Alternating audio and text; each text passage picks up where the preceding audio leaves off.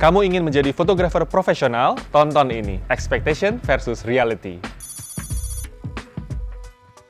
Oke, welcome back. Di studio ini gue akan cerita atau share sedikit mengenai apa yang orang pikirkan ketika menjadi seorang fotografer profesional dengan apa yang sebenarnya terjadi di industri fotografi itu sendiri. Jadi ini cuma sekedar share berdasarkan pengalaman gue pribadi dan observasi gue bersama teman-teman fotografer atau fotografer profesional lainnya. Yang pertama, orang banyak bilang modal untuk menjadi fotografer itu mahal.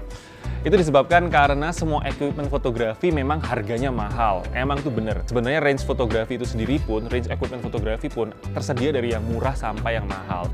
Tapi bukan berarti kita harus membeli semua equipment yang paling canggih, yang paling mahal untuk menjamin bahwa bisnis fotografi kamu itu akan sukses. Jadi begini, kalian bisa beli kamera termahal, kamera paling baru, lensa yang paling bagus, tapi kalau orang yang motret di balik lensa tersebut kurang jago, ya otomatis hasilnya akan tetap biasa-biasa aja.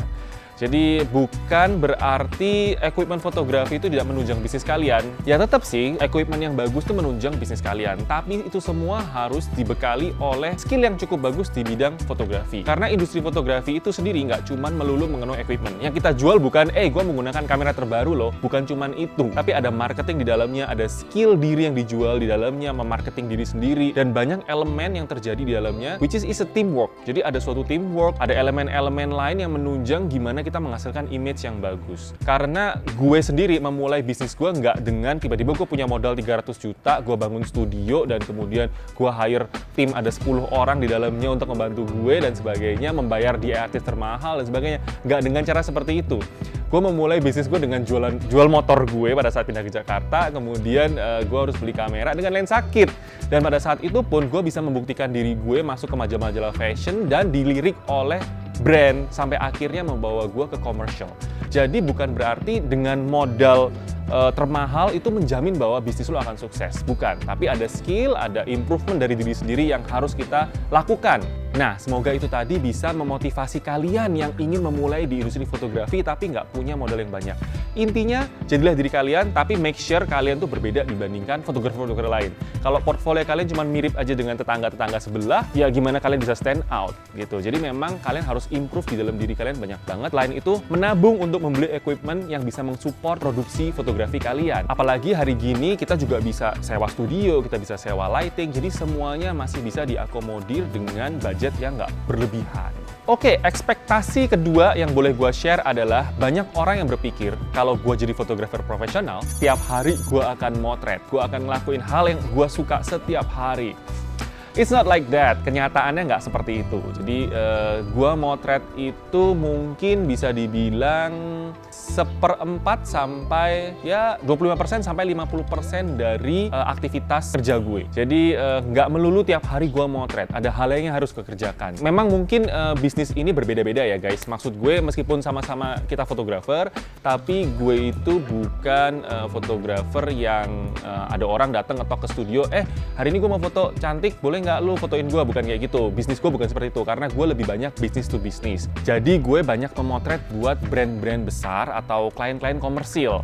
Nah di situ ada persiapan yang harus gue lakukan, ada pre-pro meeting yang gue lakukan, ada pitching yang gue lakukan, pitching fotografer yang gue lakukan, di mana tim kita harus bikin quotation, gue harus meeting dengan tim gue, kita harus briefing untuk persiapan produksi misalnya, atau bahkan post-pro, misalnya kita harus melakukan editing, kita harus ngawasin timeline-nya, kita harus mencari image atau menciptakan suatu konsep. Banyak hal yang harus kita lakukan di balik meja kerja saya. Jadi nggak cuman melulu tiap hari motret, nggak kayak gitu. Kenyataannya pun pada saat gue motret pun nggak semua yang gue foto adalah semua yang gue suka. Anyhow, I have to make living from this. Jadi gue memang mengandalkan fotografi sebagai profesi utama gue. Gue make living dari situ. Ya otomatis gue harus cari klien, gue harus ngerjain, dan nggak semuanya gue suka. Tapi anyhow kalau itu memberikan that pays my bill, why not? Karena anyhow I have to make living. Nah, jadi konsep bahwa fotografi itu tiap hari motret menurut gue nggak bener sih. Kalau kita bandingkan sama fotografer wedding misalnya, teman-teman gue fotografer wedding, mostly mereka akan bekerja on weekend, Sabtu dan Minggu, Jumat, Sabtu, Minggu lah gitu.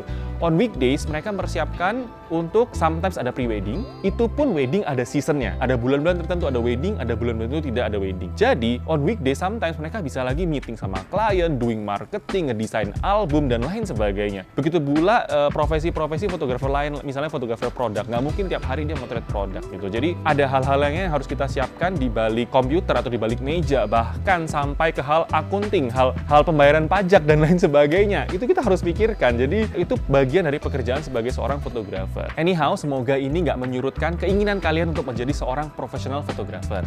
Karena gue bersyukur gue masih bisa bekerja di field yang gue suka, doing my passion, it's the best gitu, it's the best thing. Dan pada saat gue motret, gue sangat menikmatin itu, dan sisa proses dari yang lain itu adalah bagian dari pekerjaan yang menjadi tanggung jawab kita. Quite important to know what you're going to do in photography industry. Yang terakhir, orang banyak berpikir bahwa fotografi menghasilkan uang yang banyak. Itu bisa dibilang benar, bisa dibilang enggak. Jadi gini, semua akan balik ke masing-masing kita. Bagaimana kita survive di industri fotografi tersebut, dan bagaimana kita membawa diri di pekerjaan kita. Buat gue, di 2 atau 3 tahun pertama itu susah banget. Jadi pada saat gue pertama kali pindah ke Jakarta dan terjun menjadi seorang fotografer profesional, dan pada saat itu memang gue mengkhususkan diri ngerjain commercial. Gue memang berkecimpung di fashion and beauty, dan target gue adalah menjadi fotografer commercial. Because I know this is what I like, this is what I can do. Jadi, gue mengikutin passion gue, tapi itu nggak mudah gitu. Pada saat itu gue harus masuk ke majalah-majalah, gue harus apply sana-sini, dan majalah itu they don't pay you that much. Even buat gue nggak terlalu ada artinya sih buat produksinya gitu loh. Jadi gue melakukan itu cuma untuk exposure, karena memang itu caranya pada saat itu ya. Kemudian sekalinya kita mendapat kerjaan komersial, itu kita harus keluarin modal yang cukup besar untuk melakukan produksi, nyewa studio pada saat itu, nyewa lighting, nyewa kamera dan sebagainya, dan itu pengeluaran di depan.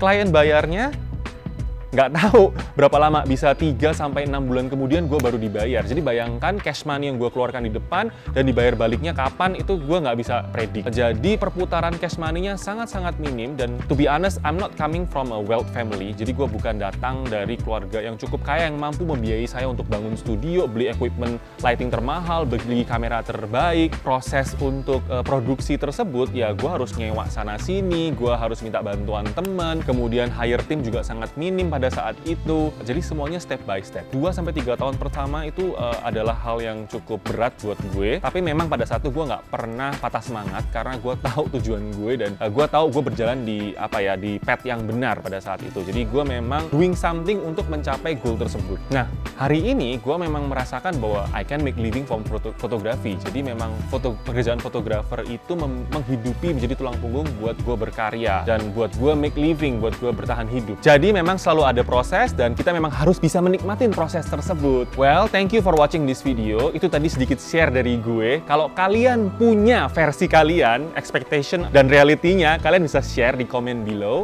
I will try to read and I will try to reply that. Jangan pernah patah semangat untuk menjadi seorang fotografer, but make sure you are different. Thank you guys. Bye.